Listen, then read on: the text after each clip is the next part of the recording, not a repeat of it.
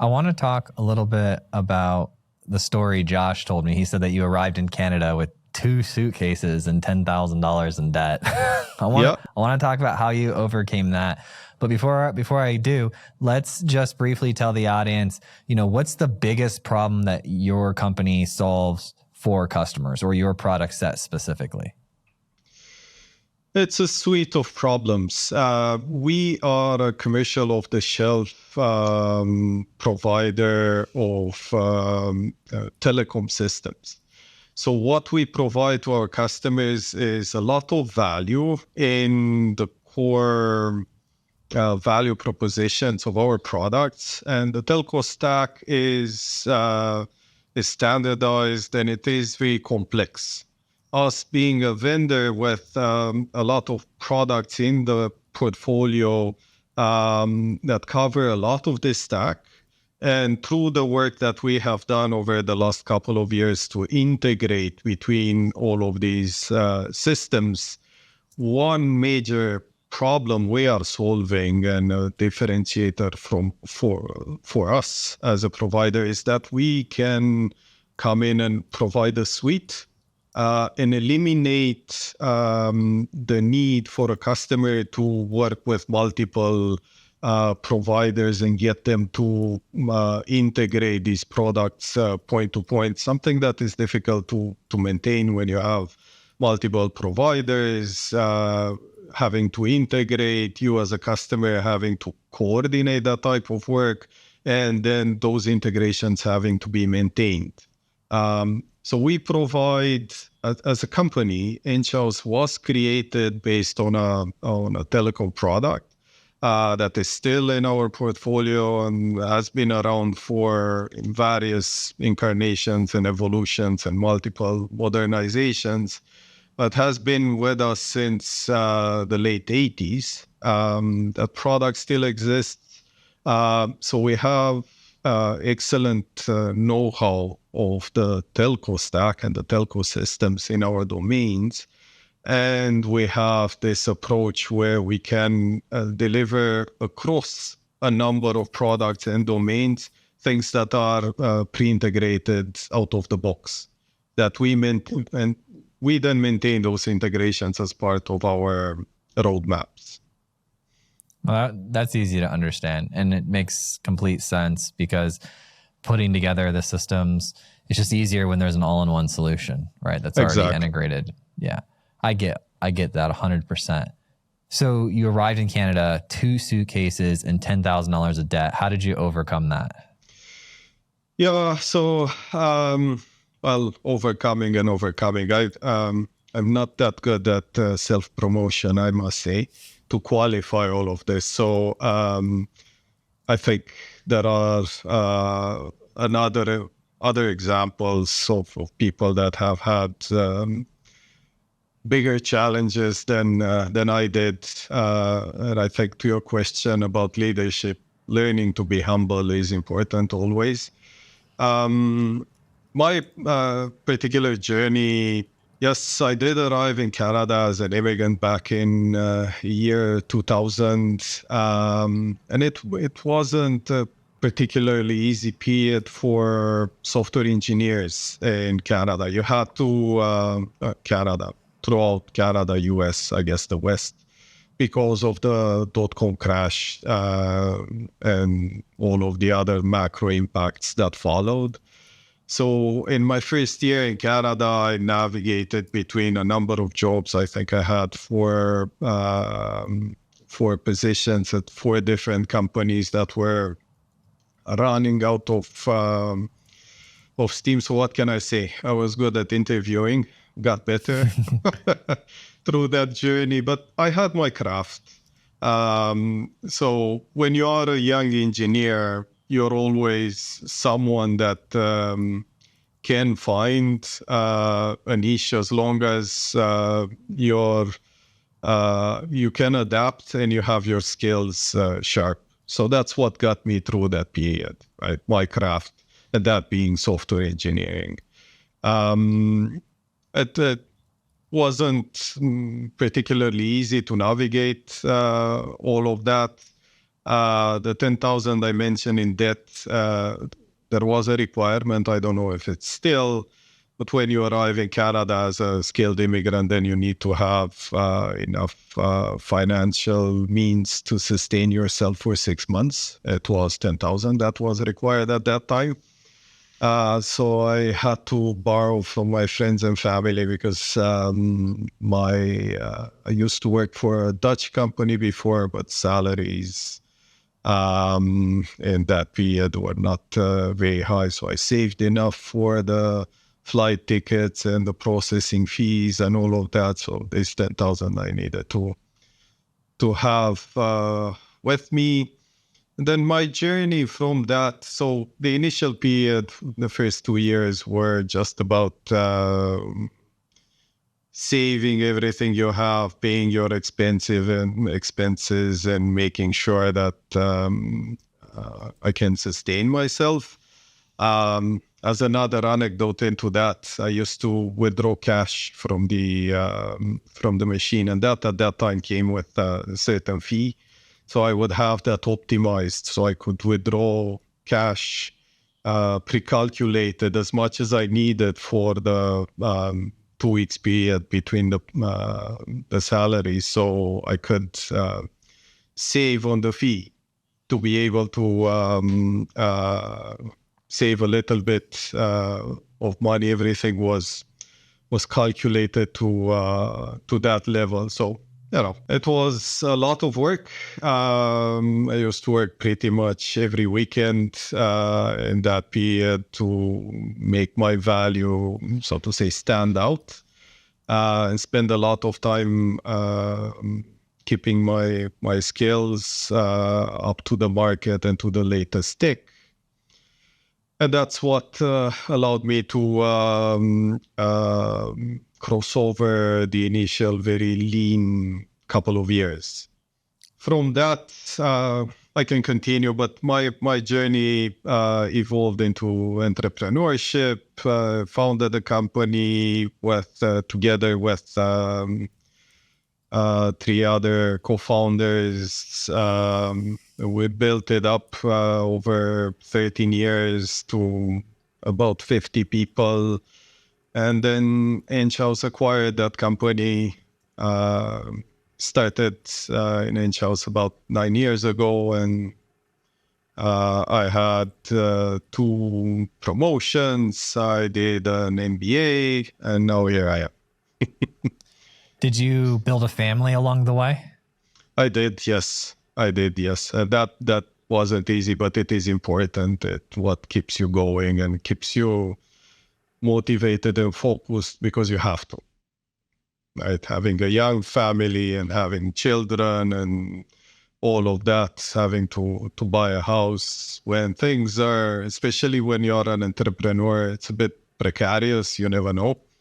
You depend on the next contract and the next customer, and you have to make pay for the team that you have and all of that. It's every owner of a small business will tell you the same type of journey. Yep.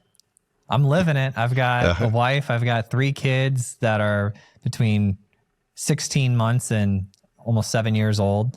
And so they're young. Yeah. And yeah, we own a small business, and it's been operating now for about 7 years. So it's doing well and it's growing. So that's exciting. And I when you're sitting here talking to me about this stuff and about your journey of the immigrant aspect that you went through and the difficulty and that's hard work, right? Like, I respect that a lot. That's a lot of hard work. I'm curious on how you raised your kids to have that, like, have a similar work ethic, or how did you impart your values on your kids? For example, mostly, right? They've seen me working hard throughout the years. They grew up to experience that. They've seen me traveling quite a lot for work. And at times, not being there for them. And we talk in the family, and we talk about my journey. We talk about what gets you what gets you ahead. And it's my particular story is as well one of no network. Yeah, because you come to a foreign country, the one thing you leave behind is your network, whatever connections, colleagues in university you've had, all of that. So what gets you ahead is effort, but as well initiative and taking risk, and in a way being good at managing a crisis and difficulty when even if you don't have a network, if you have intrinsic value, if you know your craft and you have the right level of energy and the capability and personality to be resilient, solving a crisis, it's something where, others may shy from. They would rather, use their other skills and assets and so on. And it depends on your station in life. But my children have seen me through multiple crises at work while I was owning the company mostly, but not only. Right? When you have to scramble, sometimes you have to, okay, kids, I'm sorry, we have planned a ski vacation, since we were talking about winter before, but we have to cancel it. I have this emergency now, so I'm sorry, we will do that. Right? So it's by that type of example that your kids will learn from. And I guess your case is similar, right? When you talk about owning a small company, it's not easy. Sometimes it's precarious and risky, but it pays out in the end, even if just as an experience. And you have to do those things, ideally, I don't know, before you're 45. Afterwards, you should be somewhere in a stable place where you can use all of those experiences, right, to further your career. Yeah, that's where I'm at right now. Is I seem to have the recurring thought of, I learned that lesson because now I'm facing this battle, and it's like I know how to do this battle now, and then just so on and so forth. And I started my first, quote unquote company when I was like 13, right? And I was just freelancing as a software engineer on websites like what you would now consider Upwork, right? Like Scriptlance and these other names that existed back in the day. And then from there, I built some software and I learned some stuff in real estate. And then I learned some stuff in the financial modeling part of software. And then I was the co-founder with a salesperson counterpart. And I was just the technical co-founder. And then I saw how they were operating. And then I said, okay, well, on this next adventure, which started 7 years ago, I was like, I'm going to be like a solo founder and I'm going to learn the sales side of things. And once I learned the sales side of things and the communication, that made me better at building product. It made me better at, so many different things and understanding really like value and how do you connect what they paid for and their problem that they're spending money for to what you're actually building. And that really cleared up a lot of previous mistakes that I had made. I should have gotten the sales side sooner. Yeah. You have to make your mistakes early, but everything happens for a reason. And that is an understanding that I have had earlier on with my own company, right? If no matter how wonderful the engineering, and I'm an engineer, I understand that craft well. I have practiced it for many years. And it is crucial. Good engineering is crucial to the success of a company. But the business side of it is more important. Your timing is crucial to get into whatever niche you want to get into, whatever area. timing is important, and customer focus is essential to be able to succeed. If you don't have those two and you just have engineering, it's not going to get you far, right? If you're just a technology looking for a problem to solve, or something that doesn't have traction, or it doesn't solve a real problem, the most wonderful technology will not be sufficient. Tell me about the lesson, like the big lesson you learned the first time you were leading a team. That is a good question. And I'd say my first lesson was attitude and personality trumps pure skill. So I've had to deal with very good performers in terms of technology, high performers, and very knowledgeable people that needed one of two things.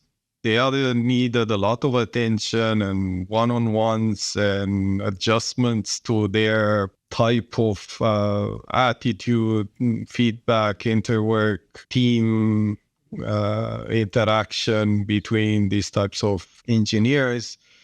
That was one aspect. Or in some cases, even if somebody is very astute technically but has their own philosophy, their own attitudes, can't work with them in a team and so on, sometimes you just, if there is no fixing, then you just have to make the hard choice and let them go and hope that they learn from that experience on their own. That was my first lesson, that just being a high performer in terms of pure tech doesn't help a team succeed if you don't have all of the other attributes.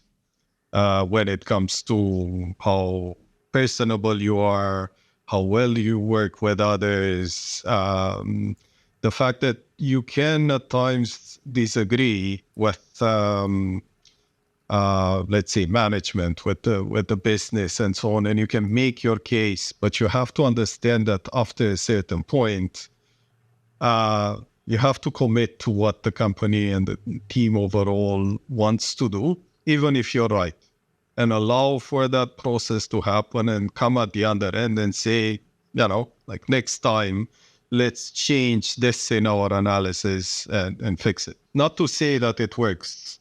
It works both ways. And I can give you an anecdote of that. I remember years ago, a very good engineer of mine had a certain idea for a design of a user interface framework.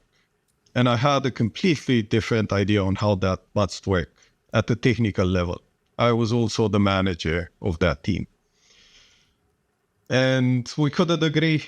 And it was just a technical discussion. And I'm not the point to impose a technical solution just because I'm a manager.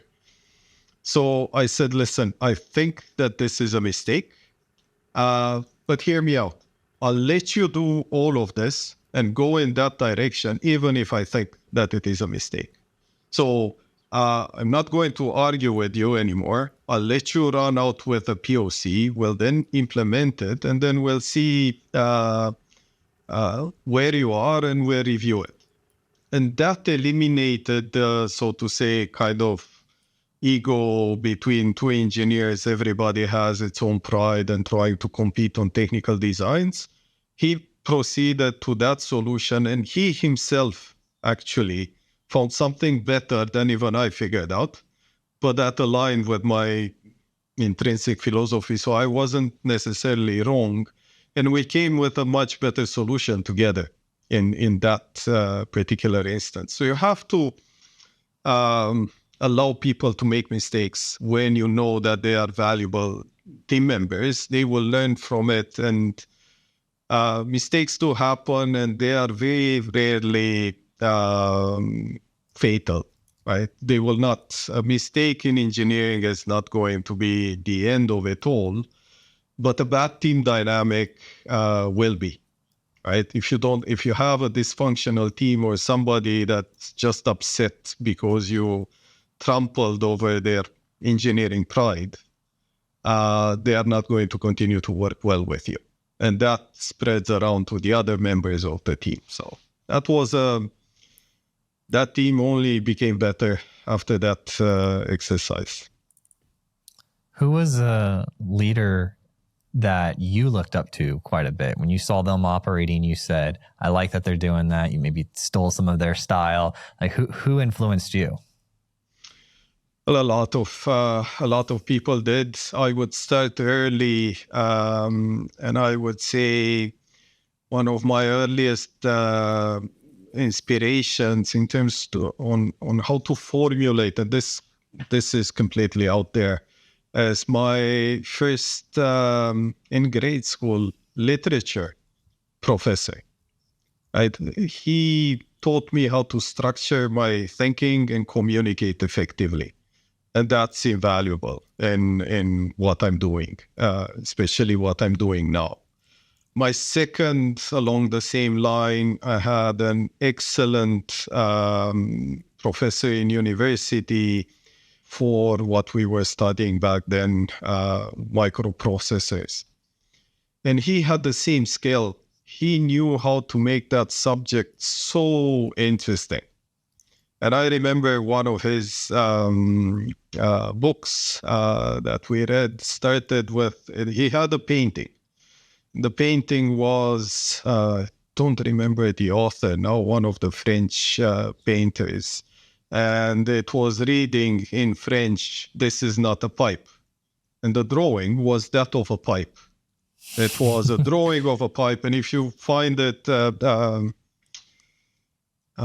I don't remember the name. Anyhow, that made you realize that looking behind in that information, you would find the substrate, the actual information, because it's true. It was not a pipe. It was the drawing of a pipe, right? But the drawing was that of a pipe, actually. So it was that play with him, and he was an excellent communicator and made that very dry, mathematical, difficult subject. I think I found it. Is this it? Yes. Yeah. Yes. Yeah. It continued from there with my co-founders in the business that I had, all of them older than me and with a very different perspective. Our CEO in that company, and I learned a lot from him in terms of how to communicate with customers, the sales side of things, and just communicate a lot in terms of technical designs by drawing effectively. Another very important skill. And I would say currently I'm inspired by our executive suite in Enghouse. Our CEO is a man who's very rational, and I like that about him. He's capable of leading things a lot with rationality. I took his example, and he inspired me to do my MBA as well. In addition to my engineering degree, he's the same, an engineer and an MBA, and he built this company of, what is it? Our market cap now is $2 billion. Then we do have people that where you can take examples in our executive suite on energy. Our president is like that, extremely energetic and focused at the same time. So there is a lot to learn from every experience and every leader that you have, if you know where to look. The co-founders, did they join Enghouse too in the acquisition, or did they do other things? They did. No, they did. And our business has grown internally in Enghouse substantially, because Enghouse is a much is a worldwide player with a lot of capability in terms of not only technology, engineering, and so on, but sales, marketing, all of that, way more capable than what we could do on our own, in our own much smaller company. So they have joined, but they were at a certain station in their life, so they are now retired. Okay. And what are you looking for in the next generation of leaders? A lot of technology leaders or people who aspire to grow as a technology leader, whether it's individual contributor to manager or manager to VP to CTO, that whole stack of the people who just know they want more, listen in on the show. So I always like to ask people like you, like when you're working with your teams, what behaviors are you looking for? How are you figuring out and investing in the next generation of leaders? Right. So I'd give two perspectives on this answer. One of them being what made my journey to where it is now. Again, remember, I'm humble. I don't like to self-promotion. But as I mentioned before, resiliency and being good in a crisis, because I never had a network. If you have a network, that will get you far, but not everybody has that type of luxury.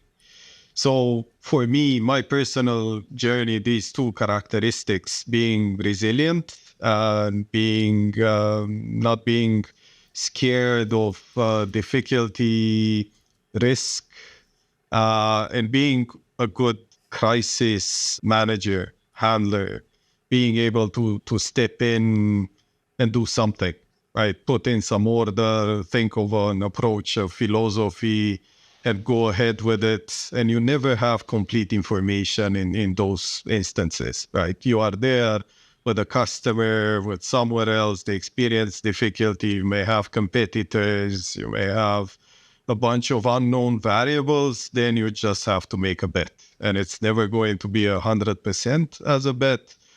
But it's better than not having a bet, not having an approach and not taking that risk, right? And what could happen? What's the worst that can happen? If you're at that stage in your career, you take that risk, you assume that responsibility, you try to do something, things don't play out, you at least try it. Having a vacuum and hesitancy and just not doing anything, that is this dangerous. So that's the first aspect of it. So what I look for leaders today, so people that try to become, let's say, move on from an engineer into a manager role. What you look for in them is the soft skills, right? Not necessarily that you have to be a good coach. You have to know how to listen to the rest of the team. You have to know how to communicate effectively with others. And you have to just have the right attitude and mindset, right? There is a place for complaining. There is a place for highlighting problems when there are problems. But there is also enthusiasm, energy that you have to apply to these roles to be able to make that initial move. You also have to be firm, concise, for the same to support you. When being a manager and to be able to move further and into a more senior role, you have to make the team succeed. You will not get there by being alone. You have to succeed as a team. right? And you have to succeed with your other teams. That's oftenly an ignored aspect, but it's never so that when you manage a team, a company, or anything else that is a sole person sport. It's sometimes making others succeed and others look better, doing always what is optimal, but also what is right in difficult contexts, and making sure that you have the personality traits to be able to select engineers. For example, you're a manager of an engineering team, and you have to hire somebody. Ideally, you would want to hire somebody that's better than you as an engineer. That's what is going to make the team succeed, and that's what will gain the respect of your entire team and make them deliver for you, right? You see a lot of managers doing the opposite. Not good managers, but some managers do the opposite. They try to be the best at everything in that particular team, in their particular realm. And you don't scale well in that context. I'm taking notes, man. This is good. I'm over here like, wow, does Val give talks about this regularly? He's just got so much inside of him. Well, I'm old enough, and I've been through a lot of the fights, and I've done my mistakes as well. So, you can you have a certain wisdom when you get to I don't want to date myself, so let me formulate it differently. I'm 36. How old are you? How old do you think I am? Let me ask you that. I'd say because of the kids and stuff, and because you keep saying you're old, I'd say like 45. I'm 50. I'm 50. Oh, you're 50? I just turned 50 last year, so going strong on 51. And how old are your kids? My son, he's 16, and my daughter is 19, not far from 20. She's so my son is in high school, and my daughter is at the University of Toronto studying. Oh, what is she studying?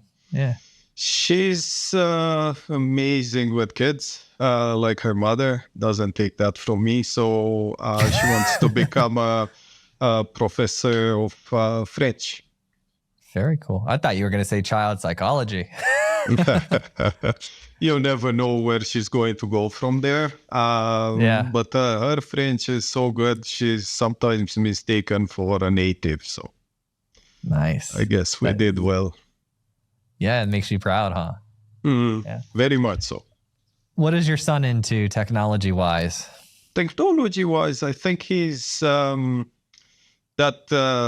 also my earliest choice for a career, and that had to do with the educational system of the place I'm coming from. But he's mostly looking to become a dentist or cool, orthodontist or something like that. So he's into biochem, life sciences, that type of an approach. And earlier on, I dreamt of becoming a physician myself. And then again, I'm being very open here. Memory, the ability to memorize things was never my strong suit. So that kind of changed my perspective on things. Yeah, I watched my brother and become a doctor. We shared a room together. He's 3 years older than me.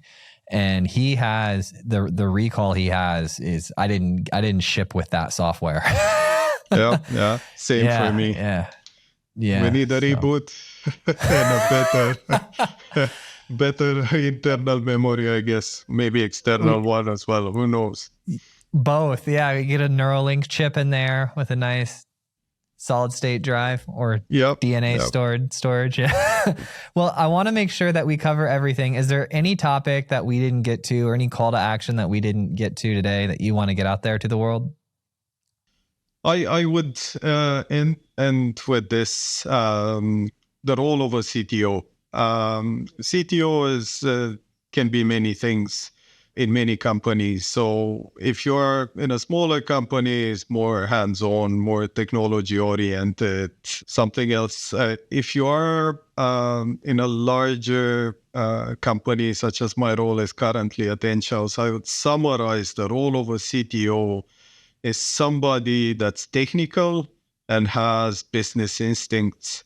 And what you are asked to do primarily is to align the strategy and the execution of your technology with the business objectives that you have. That's purely the role of a CTO. It's not that having a vision for the product. That is there as well. I have my own vision for where my products need to go, but you need to have a vision that aligns with the business objectives of the company. So my advice to engineers out there, make sure you get a good exposure, and you can do that through education, or you can do that through the work you're doing, to the business, sales, marketing, all of those aspects of operating a business, and work enough with customers to be able to empathize with their, if a CTO role is what you desire to be in the future. You nailed it. This was a great interview, man. We made a podcast. How do you feel? I feel good.